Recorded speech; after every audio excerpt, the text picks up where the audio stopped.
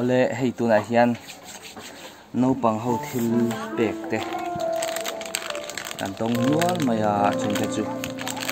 tilang do ni hei hi heng te hin pe a lai chu no pang ho hian in thil melon play sak thina hei hetiang te sweet te tin hei hetiang chi te sweet chuanin ni zana khanin hei cake te kadonga tin fruity te kadong buka tin hei mi po ni zana kadong le boka chuan ni min lama khan hei hetiang chi lollipop ang chi te tin hei big ben an tiang chi te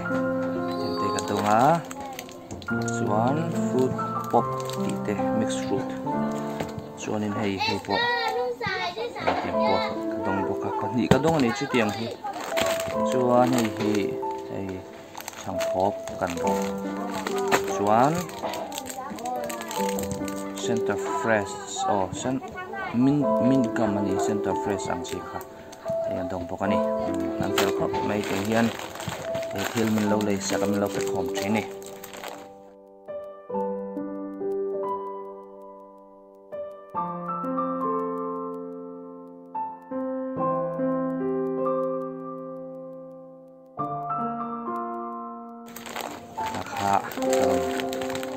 lang ve shim ani hei